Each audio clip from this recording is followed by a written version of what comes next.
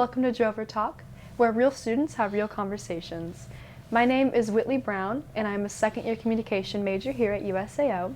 With me today are Luisa Talavera, a first-year communication major, and Jameson Davis, also a first-year communication major. And today, we're going to be talking about something that all college students will understand and may even groan at the very sight of it: study habits.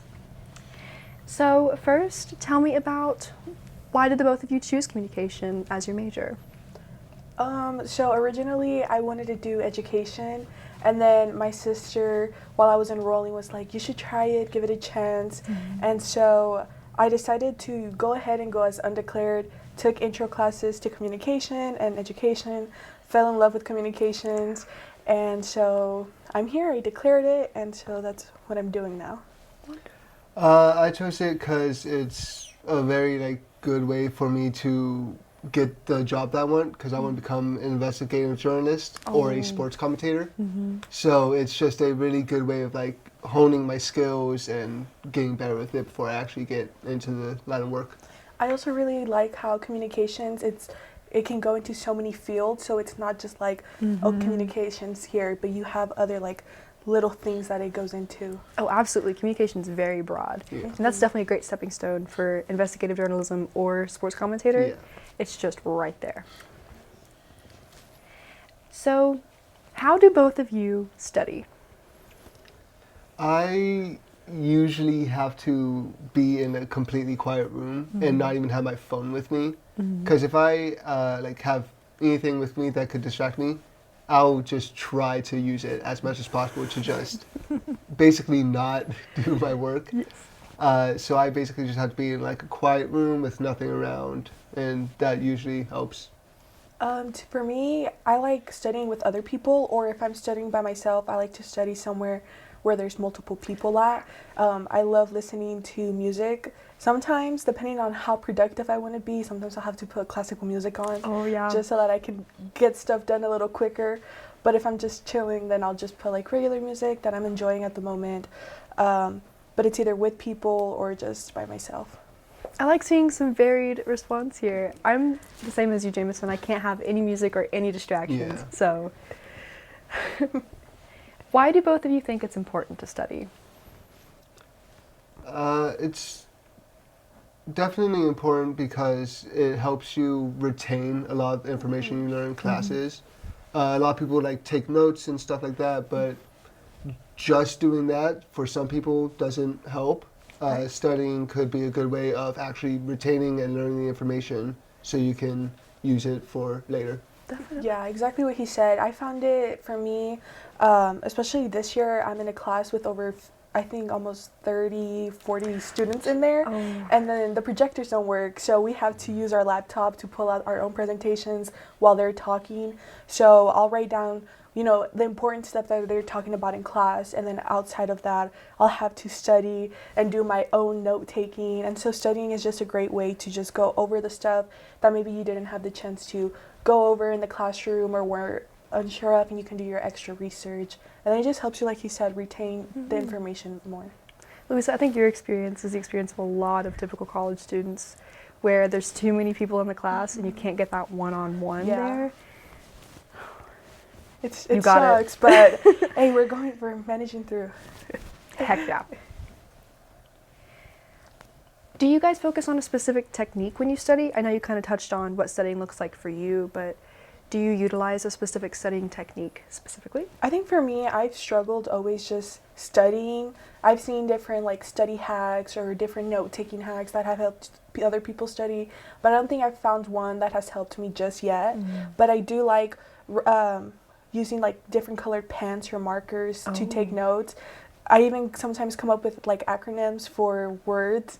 If it's with the planets, whenever we were doing planets this last module for my Foundations of Science class, and so I came up with the name that it was easy for me to remember of the outer planets and then the inner planets, so that also has helped me as well. Yeah, I'm definitely the same way of, I usually when I take notes, it's always in different colors of what's more important to what's least important. So it's like red, most important, all the way to like green, semi, blue, not really. Do you have any? Actually, I just use Quizlet depending on what I'm studying and make those flashcards, but I may steal some of these techniques I because think I they would do have to get sound on- helpful. Yeah. I think I'm gonna have to do Quizlet. I've never thought of using Quizlet as like really? a way to help. That's what I did for my history midterm. My professor made it sort of cumulative. He didn't give us anything he was going to have on our midterm. He just said, study everything. So I Oh. put everything into those flashcards on Quizlet, and it was actually a really great way to review. I've always needed some sort of talking point for what we're going to study, but dang it if that actually wasn't helpful to study everything. I know, me too. And then everything that you studied, it's not even on the test either. Right. It's Right. like you studied all that and for what? Luckily, he did do the big portions though, so. I mean, So that's most of what you good. studied was good. Yeah, that's right, that's right. Do you guys feel that it's important to take breaks between study portions? Yes. I like to do maybe like an hour studying, and then I'll do like a 10-15 minute break, and then I'll go back to doing maybe like an hour, and then I'll take a little break. Yeah, I don't know how people can just work like 4 hours straight, just dun dun dun, and then especially when it's like on a screen. I feel like to me it gets tiring a little. Yeah, I'm definitely the same way. I try to study for a lot longer and then just take like break. I usually take 30 minutes breaks instead to watch like an episode of a Smart, TV show. yeah.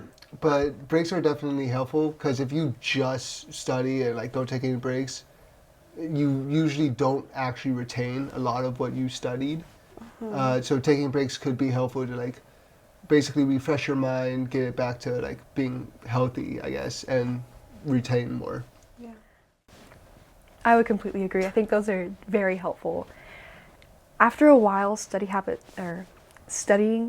for so long, it doesn't become productive. Yeah. You no longer are absorbing any of the material. It's just like repetition of writing the same thing over and over again. And it's like if you're sitting in the classroom doing that instead of actually studying the information. Right. So I think those are very helpful, what you guys have been doing. So both of you are first-year students. How have you been kind of learning and navigating the school and life balance of college?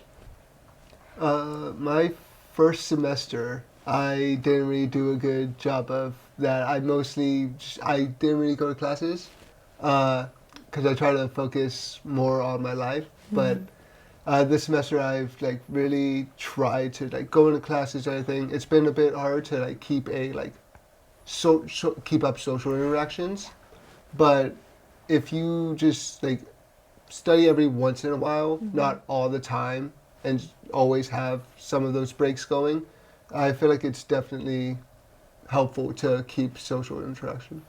Yeah, I think for me, since high school or growing up, I've always have been really good at handling like the academic side with the social life. So coming in, it really wasn't a struggle. However, in classes, I did notice that I wasn't performing as well as I wanted to. My social life was great. I was going out all the time. I still maintained good grades in my academics, but I did know that I could give it a lot more and do better. So then this semester, whenever my schedule has a lot of breaks, like 1 to 2 hour breaks in between classes. And so I have decided to just do like an itinerary or like a schedule on my phone, and that has definitely helped me still maintain my social life but better my academics. Definitely. I think those are very great methods to utilize. We're going to take a short break, but when we come back, we're going to be discussing procrastination.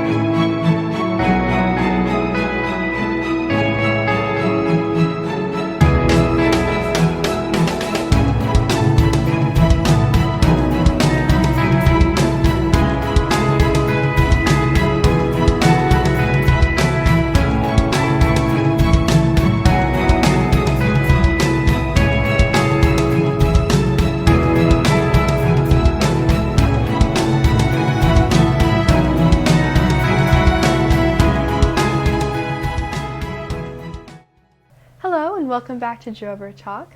I am here with Luisa Talavera and Jamison Davis, and we're going to be talking about procrastination. So, as college students, I'm sure you're both very aware of how easy it is to fall into the trap of procrastination. Why do you think that is? I think a lot of it has to do with what we're surrounded by, especially now we're always surrounded by some sort of technology. And a lot of people use like computers to study as well. And it's so easy to just go to a different website because you're bored and like look up YouTube and watch videos or play a game. And so I think it's just we fall into that of, oh, we're bored, we're just gonna do this. And so it's a lot easier with like a lot of technology we have now to just procrastinate. It's so much easier. Yeah, I think I have to agree a lot with the technology being a big part. I feel like our attention spans are really low, and so it's easy for us to get distracted. You're just thinking, and then you have your computer there, and you're like, okay, let me look this up, or man, I really want to get on TikTok, and so then you get on your phone because it's right there, and then you're on it. I think also, I feel like our generation is not that well, like doesn't do a good job at time managing sometimes, and so I feel like the time management portion like plays a big role as to why we procrastinate, because we feel like, oh, it's due in 3 days, I'll have time, and then we lose track of time because the days go by so fast, and then it's already the day it's due, and then there you are 10 minutes before it's due doing the assignment. Oh, I agree. I think technology definitely plays a big role in procrastination, especially for college students. Oh yeah. And like you were saying, because there's so many days between, you make yourself think, I have plenty of time, I can get it done, and that makes it so easy to slip into the procrastination. Yeah. Yes. So, how have you both learned, or how are you learning to combat procrastination? I have started, so on my notes, I have started doing like a day by day. So then I'll do from this time to this time, I'm doing this. From this time to this time, I'm doing my homework. And so I try to get it, even though I know it's not going to be like the specific time, like I'm not going to start at 9 in the morning. Maybe I'll start around that time, but it just gives me a good time frame of when I need to do things. So like today I had a really busy day, and so the night before I just did, okay, this is my schedule, and I suck at following schedules like that. Like I'm such a, I'll just go with the flow, whatever, but I've been trying to get that discipline of, following a schedule, especially with trying to get things done on time. And so that has helped me with procrastination. What's helped me a lot is I try to like keep technology away as much as possible. So I'll like always take notes on like a notebook, and then after class I'll put my phone in my dorm, my computer in my dorm, and then just go out to like a field, and that's where I'll like try to study the most. It really helps a lot for me because there's no technology around. It's a lot harder for me to get distracted. Yeah, and I think also studying or like doing homework or whatever it is that you need to do in an environment that you enjoy, it definitely helps with not procrastinating as much. That has also helped me. I find the area by the chapel or like the gazebo by the library. I like being outside if the weather's nice, and I'll go do my work there. And because I enjoy the weather and I enjoy being there, I find joy doing my homework there because it's not like a boring place, and I know I'm not gonna get distracted. So it helps me. I think those both sound very helpful. I wish I could be a go with the flow, but I'm more of a when does the flow start? So I gotta learn how to do that. What advice would you give to someone who is struggling with procrastination? Don't beat yourself up. I feel like procrastinating and getting over, procrastinating and having like a actual study habit, it takes time. It's not something that like, oh, I'm gonna stop procrastinating and then it comes. It takes time to you'll slowly start being like, okay, I'm not gonna procrastinate and then doing it. So it's something that just takes time. But don't beat yourself up for it. Just find things that you enjoy doing and trying to implement that. Like sometimes you can be in the gym and then while you're like on the treadmill or whatever machine you're on, you can be listening to a video of whatever you're doing, or like going over notes. I have a friend who likes to be on the treadmill and then go over her notes that she's taken on like her laptop. She puts it on her phone and then she'll be studying them while she's exercising, and so that has helped her not procrastinate as much.